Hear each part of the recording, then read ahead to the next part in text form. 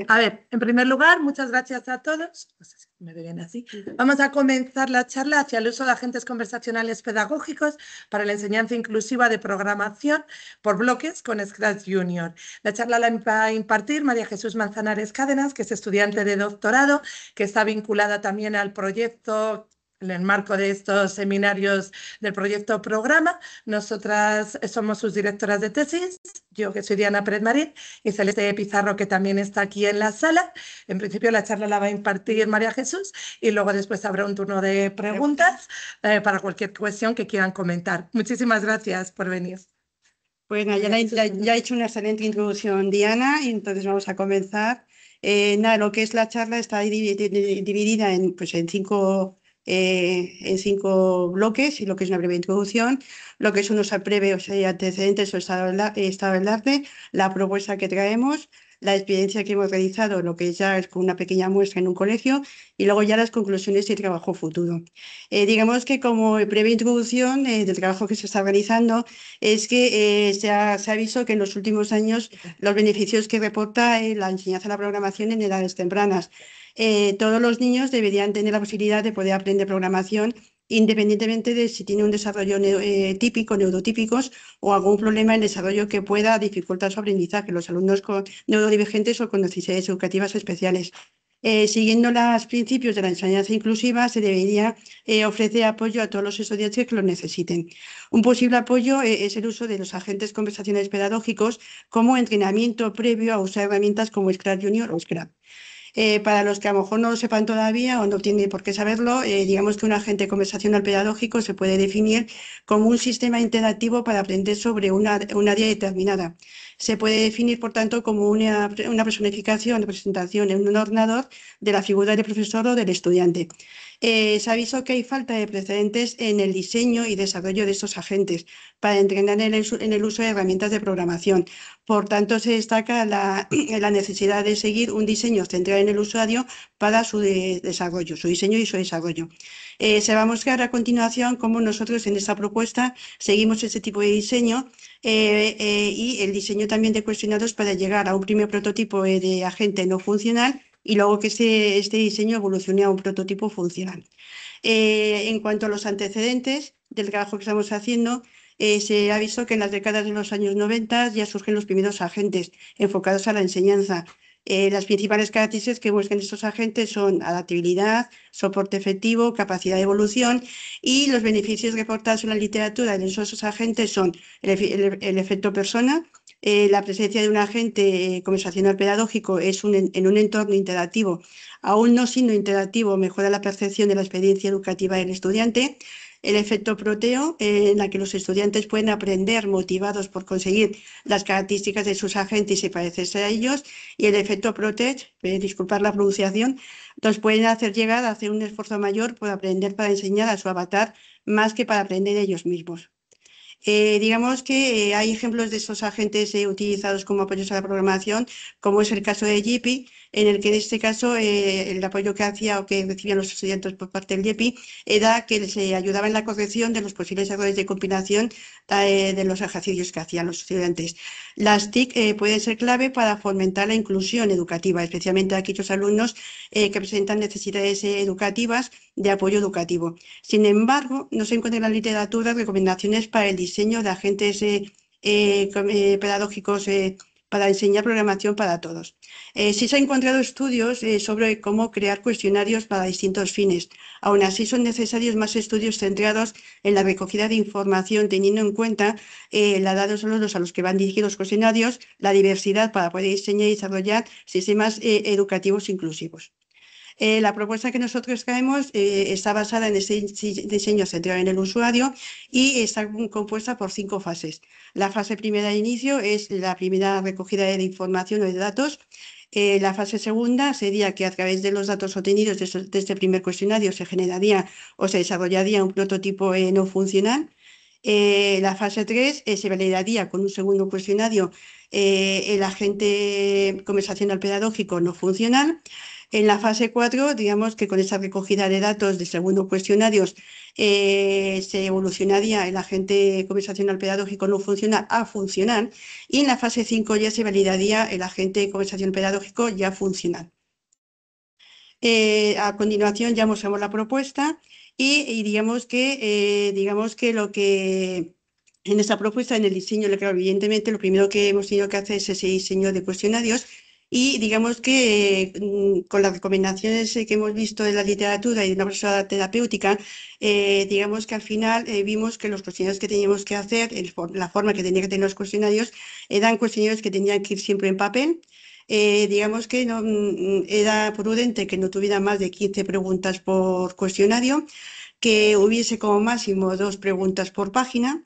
Luego las preguntas, evidentemente, debido al nivel educativo al que van dirigidos, que es primero de primaria, con edades comprendidas entre 6 y 7 años, y atendiendo, evidentemente, a la inclusividad de alumnos con necesidades educativas, tienen que ser preguntas muy cortitas, con muy pocas palabras, acompañadas, si puede ser, evidentemente, con una imagen que represente el concepto que se va a preguntar, el tipo de letra, preferentemente Arial, y luego ya las opciones de respuesta no tendría que ser más de 4 por pregunta, igualmente con imágenes que acompañen lo que evidentemente puedan responder.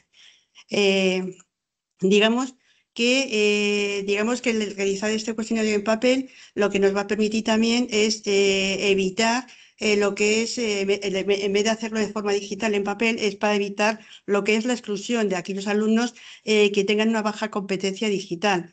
Entonces, digamos que eso lo que va a hacer es hacer que todos los alumnos, tanto neurotípicos, evidentemente también, especialmente los alumnos con necesidades, que puedan hacer los cuestionarios. Estos cuestionarios también están adaptados a esos alumnos y también, evidentemente, van a estar siempre acompañados de un tutor y una profesora terapéutica que les ayudará a completarlos. Aquí ya lo que comentaba antes, tiene que tener 2 preguntas máximas por página. Y se acuerda, como acabo de comentar, que haya siempre en el aula una profesora de apoyo, aparte del tutor profesor del nivel educativo. La experiencia que se ha llevado a cabo se ha llevado en un colegio de España, de Madrid en concreto, de línea 2, con 24 alumnos por aula, con un total de 48 alumnos. Son alumnos que tienen edades comprendidas entre los 6 y 7 años y entre los que había un 88% de alumnos con neurotípicos y un 12% de alumnos neurodivergentes. Digamos que la fase primera es cuando se les pasa un primer cuestionario de recogida de información con las características que ya he comentado, perdón, anteriormente. Y entre las preguntas que se les hace a los alumnos es, por ejemplo, la edad que tiene.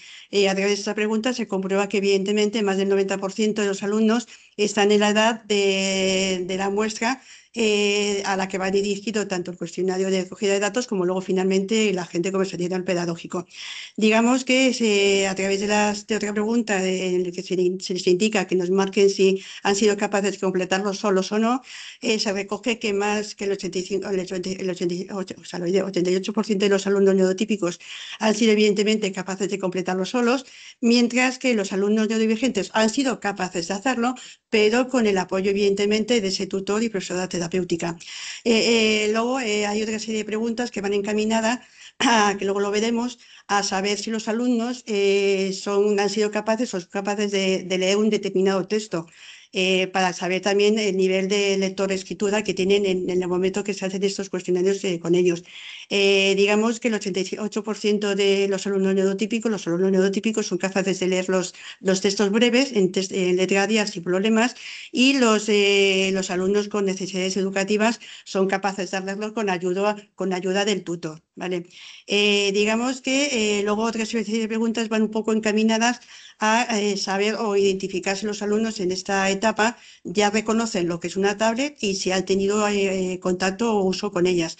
Entonces, pues eso, la mayor parte de los alumnos, casi el total de 45 alumnos de 48, reconocen lo que es una tablet, y un total de casi un 30% de ellos la han utilizado en alguna ocasión para alguna app educativa, pues por ejemplo, continuar en casa trabajos de lectura, números, etcétera, y un 56% la han utilizado para lo que son apps no educativas como pintar, jugar, etcétera. Otras preguntas van encaminadas también a conocer si los alumnos, evidentemente, en alguna ocasión han utilizado algún tipo de juego de puzzles, bloques, etcétera, y el 85% nos reconocen que sí que conocen los distintos juegos de puzzles que se les pone para que los identifique, como son lo que son los puzzles en sí o los juegos de bloques, y el 77% de ellos les gusta utilizarlos. Digamos que luego también hay otro conjunto de preguntas que luego veremos que van encaminadas a conocer la gestión emocional de los alumnos en un momento dado. Para esas preguntas luego lo veremos, se utiliza lo que es las caritas, en concreto una carita de lo que es el monstruo de las emociones que ellos conocen. Entonces, el monstruo rojo, el enfado. Entonces, la mitad de los alumnos reconoce lo que es esa carita.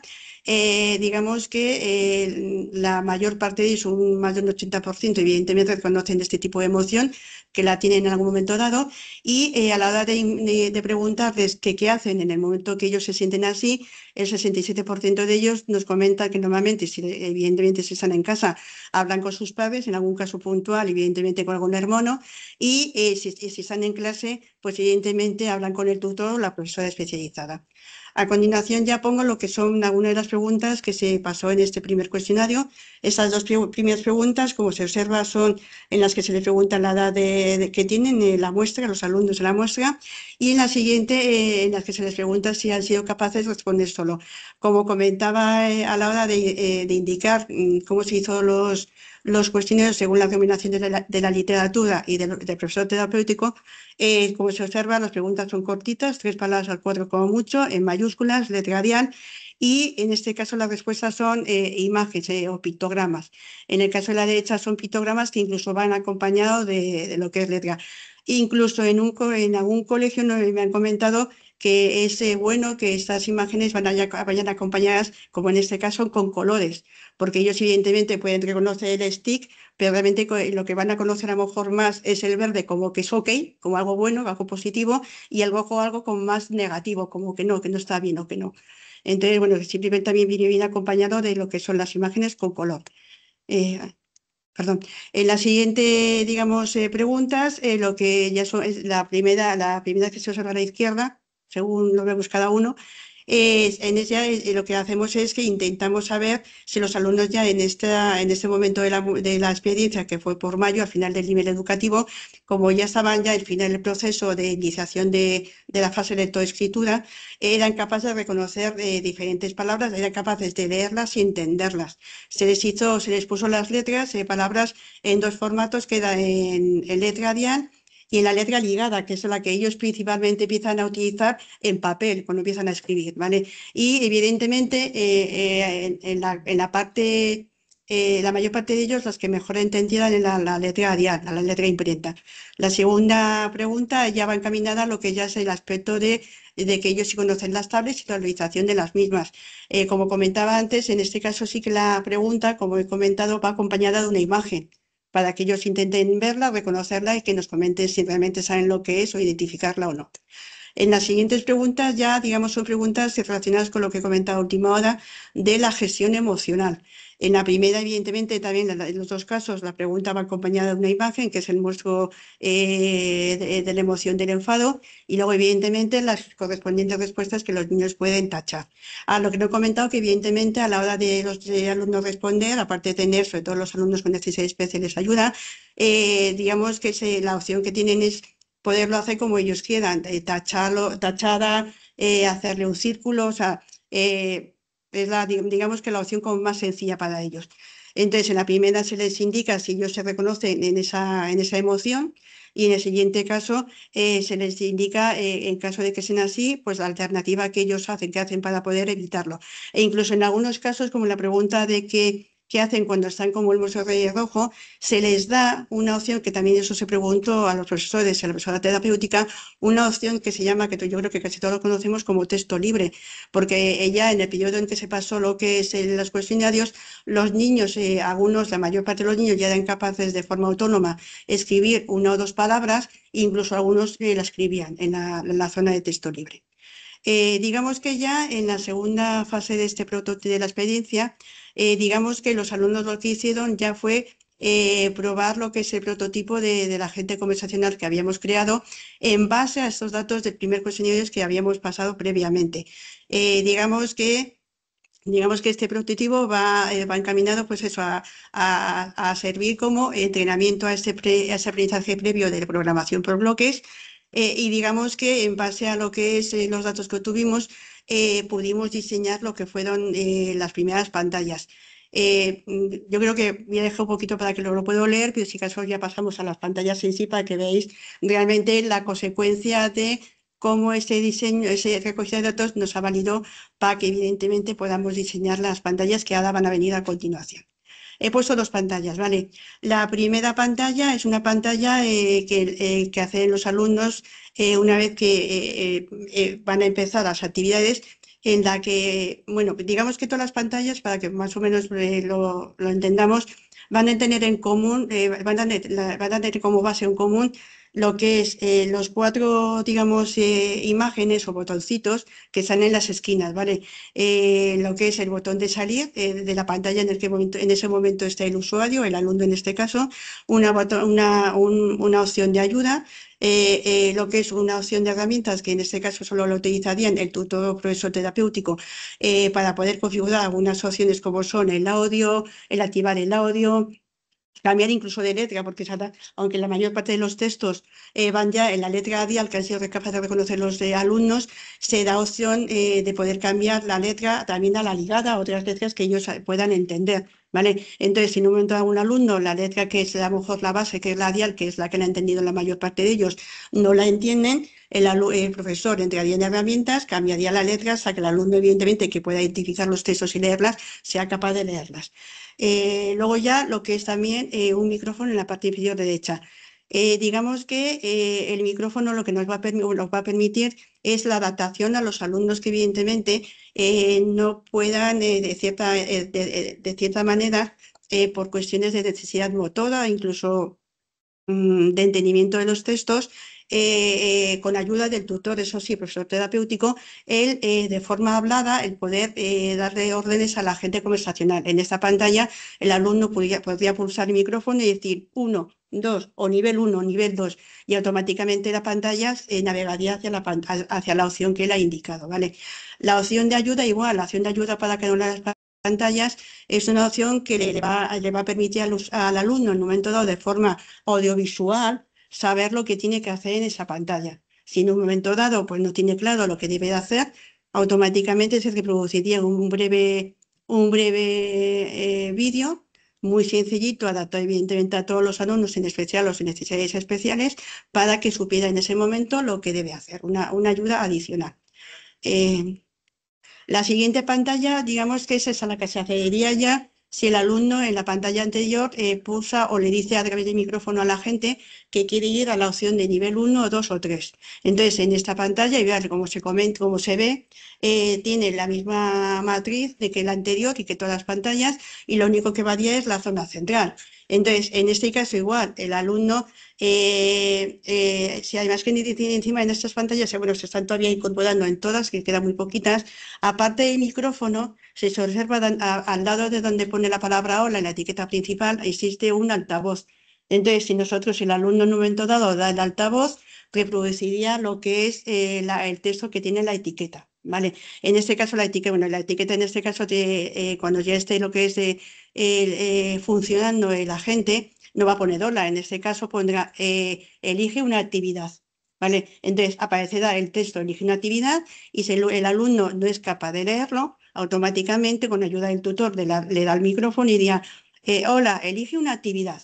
Entonces ya el alumno sabe que tiene que apretar a una de las opciones que tiene en la parte inferior. Igualmente, si el alumno con esas necesidades educativas especiales no puede realmente pulsar o sabe cómo pulsar las actividades, utilizaría el micrófono y diría primera actividad o primera o segunda, y automáticamente el agente o lo que es el sistema del agente le navegaría hacia la pantalla correspondiente. Digamos que sí, bueno, incluso también, evidentemente, el micrófono valdría para que el alumno que no pueda a través de sus necesidades especiales, podría también activar de cada una de las pantallas a través de las cuales haya ido navegando lo que es el botón de salir, que le iría sacando, evidentemente, a la pantalla anterior, o si está en la primera, ya se lo daría el sistema. Ya pasaríamos, digamos, con lo que es la fase tercera, que es la fase de validación de ese prototipo no funcional, ¿vale?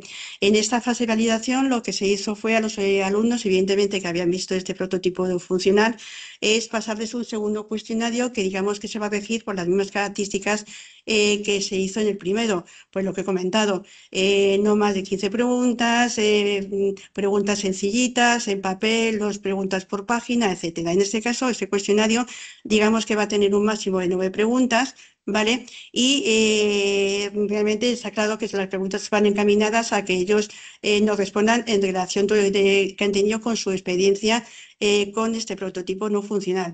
Por ejemplo, entre las preguntas que había era que cuando ellos vieron el prototipo no funcional, digamos que la gente en principio en ese momento no tenía nombre, ¿vale? Entonces lo que se les... ellos, claro, cuando tuvieron esa experiencia lo nombraban como amigo, como compañero, ¿vale? Entonces unas primeras preguntas que se les ofrece en este segundo cuestionario es verdad que se les da la alternativa pues, de 2 nombres, que es Bobby o Bot. Entonces la mayor parte de ellos por... empatía, gusto, eligieron que la gente, ellos consideran que debe llamarse Bobby. Digamos que otra de las preguntas, digamos, que viene ya casi al final, es la satisfacción de la gente. Entonces, la mayor parte de ellos, el 70%, 77% de los alumnos, estudiantes, mostraron satisfacción con lo que es el prototipo no funcional que habían visto. También preguntas relacionadas con, que lo que es que no lo he traído en el ejemplo, ya a continuación vendrá, se demuestra también un prototipo no funcional de una primera actividad. Entonces, la mayor parte de ellos, a las preguntas relacionadas con esa primera actividad que se muestra en el prototipo no funcional, nos contestaron que serían capaces de realizarla por sí solos, y si no, los alumnos con necesidades especiales evidentemente también serían capaces de llevarla a cabo consecuencia a fin con ayuda de lo que es el profesor tutor o la profesora terapéutica. A continuación ya vengo, o sea, yo os muestro lo que son las preguntas que se les pasó en el segundo cuestionario. Como comentaba, se les da la opción del nombre que ellos prefieren para lo que es este prototipo. La mayor parte de ellos eligieron la palabra lo que es Bobby.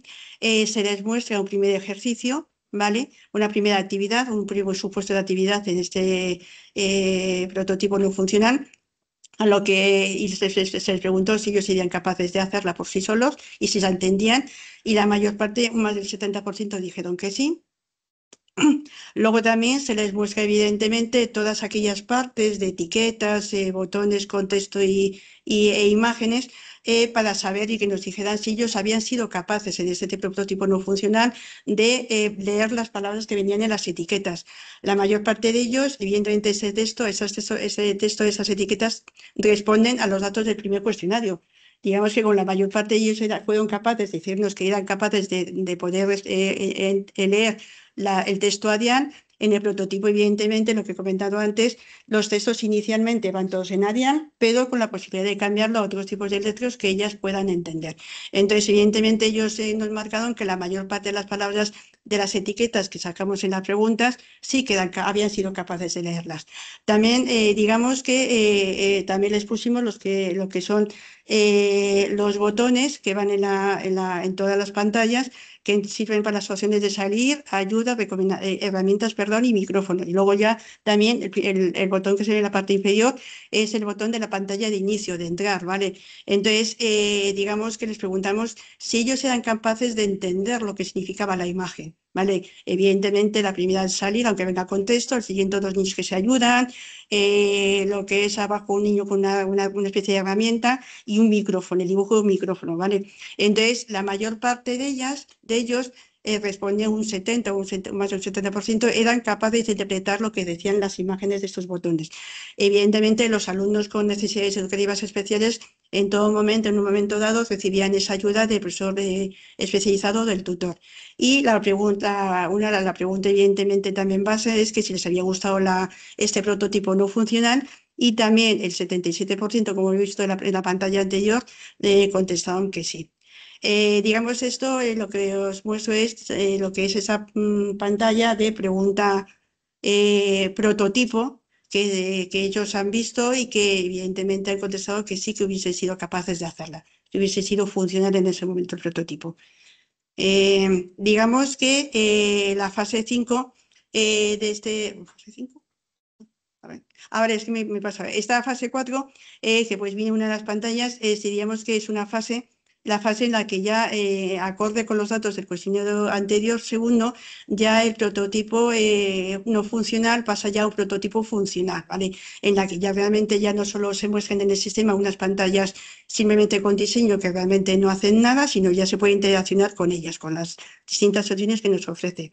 En la fase 5 de esta propuesta que se ha elegido anteriormente, ya los alumnos, digamos, tendrían que validar, tanto los alumnos neurotípicos como los alumnos con necesidades educativas especiales, si han sido capaces de usar el sistema OBOBI para entrenarse con el uso de Scratch Junior. Digamos que... esto nos permitirá saber o conocer si todos los alumnos, en grande todos, han sido capaces de poder usar el sistema BOBI para entrenarse con Scratch y analizar qué factores influyen en la satisfacción del uso de esta herramienta. Digamos que las preguntas de investigación planteadas en este estudio son: la pregunta primera de investigación es qué factores influyen en la satisfacción de los estudiantes con el sistema de BOBI. Las hipótesis asociadas serían que los estudiantes que estén acostumbrados a usar la tableta para aprender encontrarán más satisfactorio el uso del sistema, y los estudiantes a los que les gustaban los juegos de bloques, encontrarán más satisfactorio el uso del sistema de BOBI. La segunda pregunta de investigación a la hora de probar el sistema funcional es hasta qué punto influye la capacidad de leer del estudiante en el poder usar el sistema de BOBI. Que digamos que para realizar esa validación se les pide a todos los alumnos rellenar también otro cuestionario de validación previamente también revisado tanto por el tutor de la muestra como la profesora terapéutica. Digamos que solo los alumnos con necesidades educativas especiales necesitarán este apoyo de la profesora terapéutica. Digamos que las conclusiones y trabajos futuros son, digamos que el uso de la ACP en el rol estudiante para entrenar a todos en el aprendizaje de Scratch Junior parece satisfactorio. Ese uso satisfactorio parece independiente de la capacidad de los estudiantes para usar tablet o jugar con bloques en las edades comprendidas entre los 6 y 7 años, y en particular cerca de un 79% de los estudiantes fueron capaces de completar la actividad que les solicitó la gente. Digamos que se quiere seguir explorando las posibilidades de la gente para enseñar más instrucciones durante más tiempo y más sesiones, y luego también comprobar posteriormente el uso de esta gente, hasta qué punto el aprendizaje permite tanto a estudiantes neurotípicos como neurodivergentes programar directamente en dicho entorno. Muchísimas gracias a todos y poco más.